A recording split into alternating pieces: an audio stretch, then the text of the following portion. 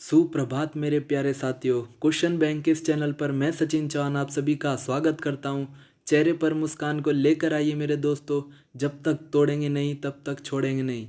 हौसलों के तरकस में कोशिश का वो तीर जिंदा रखना। हार जाओ जिंदगी में मगर जीतने की उम्मीद जिंदा रखना। क्योंकि दोस्तों अगर मान ली तो हारोगी, अगर ठान ली तो जीतने से तुम्हें किसी का बाप भी नहीं रोक सकता। शुरुआत करते हैं आज के पहले क्वेश्चन की।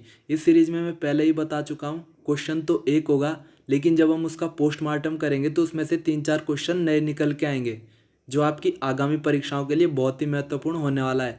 तो पेन कॉपी उठा लेना और छाप लेना, क्योंकि दोस्तों आप लोग जितना लिखोगे ना आपको उतना अच्छे से याद होने वाला है। तो पहला क्वेश्चन है आपकी स्क्रीन के ऊपर।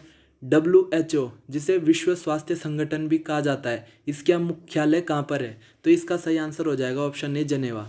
जो आपका WHO है, वर्ल्ड हेल्थ ऑर्गेनाइजेशन, इसका जो मुख्यालय है वो है आपका जिनेवा, स्विट्जरलैंड में एक शहर पड़ता है, वहाँ पर है इसका मुख्यालय। क्वेश्चन की व्याख्या कर लेते हैं दोस्तों। WHO जो एक ऐसी संस्था है जो आपको एग्जाम में क्वेश्चन देती रहती है। तो इसके बारे में 4-5 बातें हैं यहाँ पर, ये नोट करने लायक, इन्हें छाप लेना। इसकी स्थापना जो है 7 अप्रैल 1948 को हुई थी। इसका हेडक्वार्टर जैसे मैंने अभी बताया जेनेवा, स्विट्जरलैंड में।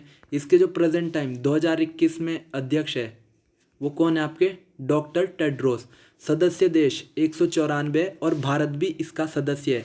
ये पॉइंट भी आपने याद रखना है, क्योंकि एग्जामिनर कभी ऐसा क्वेश्चन पूछ लेता है, क्वेश्चन में दे देगा निम्नलिखित में से किस संस्था का सदस्य भारत नहीं है, तो उस सवाल में आपको ये पॉइंट काम आएगा। तो भारत भी WHO का सदस्य है। अगले क्वेश्चन की बात कर लेते हैं।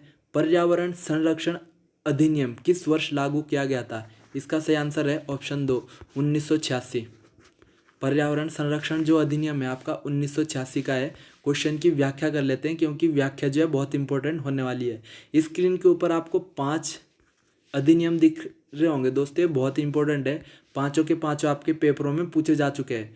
पहला है आपका वन्य जीव संरक्षण अधिनियम। ये कब का है? ये 1972 का है, और इसी के तहत 1973 में प्रोजेक्ट टाइगर की स्थापना हुई थी।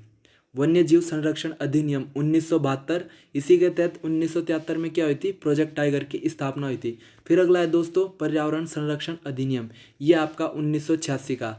अगला है उपभोक्ता संरक्षण अधिनियम 1992 का।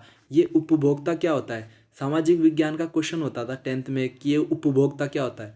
तो उपभोक्ता वह व्यक्ति होता है जो बाजार से वस्तुएं खरीदकर अपने आवश्यकताओं की पूर्ति करता है, उसे क्या बोलते हैं? उपभोक्ता। तो उपभोक्ता संरक्षण अधिनियम 1992 का है। सूचना का अधिकार, ये कब का है दोस्तों? आपका 2005 का अधिनियम है। और शिक्षा का अधिकार अधिनियम आपका 2009 का है। पांचों के पांचों पूछे जा चुके हैं, और भविष्य में भी इनके आने की संभावना बढ़ जाती है। अगले क्वेश्चन की ओर बढ़ते हैं दोस्तों। सिंधु नदी की सबसे लंबी सहायक नदी कौन सी है? इसका सही आंसर हो जाएगा ऑप्शन 2, चेनाब नदी। सिंधु नदी की जो है सबसे लंबी सहायक नदी कौन सी है आपकी? चेनाब नदी। सहायक नदी बताऊं क्या होती है? सहायक नदी वो नदियां होती है जो मुख्य नदी में दाएं या बाईं ओर से मिलकर उसके साथ आगे बढ़ती जाती है, उन्हें क्या बोलते हैं? सहायक नदियां बोलते हैं। क्वेश्चन की व्याख्या कर लेते हैं। सिंधु नदी है दोस्तों बहुत ही महत्वपूर्ण रही है प्राचीन काल से लेकर अभी तक। तो पहला पॉइंट आपसे क्या पूछ सकता है? कहाँ से निकलती है? जैसे आपकी गंगा गंगोत्री से निकलती है, ठीक वैसे ही सिंधु नदी कहाँ से निकलती है? तो पॉइंट छाप लेना ये वाला। सिंधु नदी जो आपकी कैलाश सरोवर के पास एक ग्लेशियर पड़ता है, सिनकाबाब ग्लेशियर। नाम याद रखना, डायरेक्ट एज इट इज पूछा जाता है। कैलाश सरोवर के पास एक ग्लेशियर है सिनकाबाब, ये वहाँ से निकलती है। चेनाब इसकी सबसे लंबी सहायक नदी है, जैसा मैंने अभी बताया। इसकी अन्य सहायक नदियाँ कौन कौन सी है? जास्कर, नुब्रा, शोक, हुंजा, झेलम, चिनाब, रावी, सतलुज, व्यास, इसकी सहायक नदियाँ। इस नदी पर एक समझौता हुआ था दोस्तों, ये क्वेश्चन भी आपका पूछा गया है, बहुत ही इंपॉर्टेंट क्वेश्चन है। सिंधु जल समझौता कब हुआ था? तो ये हुआ था आपका 1960 में। इस समझौते के तहत क्या हुआ था कि सिंधु नदी का जो 20% पानी है वो भारत यूज़ करेगा, और इसका जो 80% पानी है वो पाकिस्तान को भेजा जाएगा। तो ये आपने याद रखना है। सिंधु नदी जल समझौता कब हुआ था? 1960 में। इसके तहत 20% जल भारत यूज़ करेगा और 80% कौन यूज़ करेगा? अपना पड़ोसी देश जो नल्ला पाकिस्तान है वो यूज़ करेगा। अगले क्वेश्चन की ओर बढ़ते हैं दोस्तों, बहुत ही इंपॉर्टेंट हिस्ट्री का क्वेश्चन है। चौथी बौद्ध संगीति कहाँ पर हुई थी? इसका सही आंसर हो जाएगा आपका कुंडलवन। जो चौथी बौद्ध संगीति हुई थी आपकी कुंडलवन। कुंडलवन कहाँ पर है आपका? प्रेजेंट टाइम पर कश्मीर में। क्वेश्चन की व्याख्या कर लेते हैं, क्योंकि व्याख्या जो है बहुत इंपॉर्टेंट होने वाली है।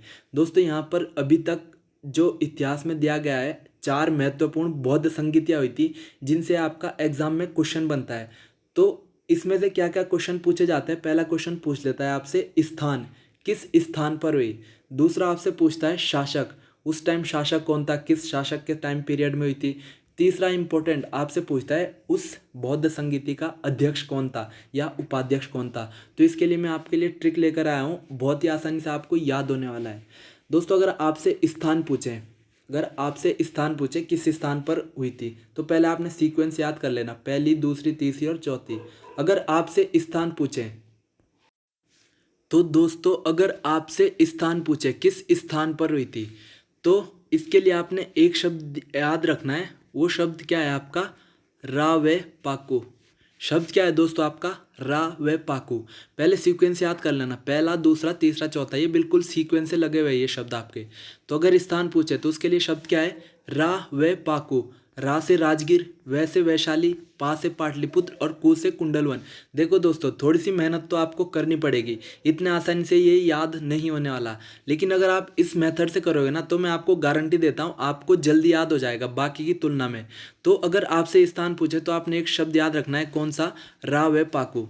फिर दूसरे ही बात कर लेते हैं, अगर आपसे शासक पूछे किस शासक काल के समय हुई थी, तो आपने याद रखना है अका अक। अ से अजात शत्रु, का से काल अशोक, अ से अशोक और क से कनिष्क। तो पहली बौद्ध संगीति राजगीर में अजात शत्रु के समय, दूसरी वैशाली में काल अशोक के समय, तीसरी पाटलिपुत्र में अशोक के समय, चौथी कुंडलवन कनिष्क के समय। फिर तीसरा क्वेश्चन क्या पूछता है आपसे, अध्यक्ष कौन था उस बौद्ध संगीति का। तो ये दोस्तों आपको याद करने पड़ेंगे। पहली बौद्ध संगीति का अध्यक्ष आपके महाकश्यप थे, दूसरे के साबक मीर, तीसरे के मोगलीपुत्तिस और चौथी बौद्ध संगति है, बहुत ही इंपॉर्टेंट है। इंपॉर्टेंट क्यों है, क्योंकि ज़्यादा एग्जाम में पूछी जाती है। और क्यों पूछी जाती है, क्योंकि ये पहली ऐसी बौद्ध संगति थी जिसमें अध्यक्ष भी थे आपके और उपाध्यक्ष भी थे। तो ज़्यादातर इसमें उपाध्यक्ष पूछ लेता है, लेकिन आपने अध्यक्ष को भी याद रखना है। जो चौथी बौद्ध संगति हुई थी कुंडलवन कश्मीर में कनिष्क के समय, उसके जो अध्यक्ष थे वो वसुमित्र थे और उपाध्यक्ष थे दोस्तों आपके अश्वघोष। तो आपने इतनी जानकारी याद रखनी है बौद्ध संगीतियों के बारे में। फिर पांचवा क्वेश्चन है, अंडमान निकोबार की सबसे ऊंची चोटी कौन सी है। भारत भूगोल का क्वेश्चन है, इसका सही आंसर हो जाएगा सैडल पीक। अंडमान निकोबार की सबसे ऊंची चोटी है सैडल पीक। दोस्तों इसके अलावा 3-4 क्वेश्चन और आपने याद रखने हैं। अगर आपसे पूछे अंटार्कटिका महाद्वीप की सबसे ऊंची चोटी कौन सी है, तो ये आपकी विंसन मासिप। एशिया की कौन सी आपकी, एवरेस्ट।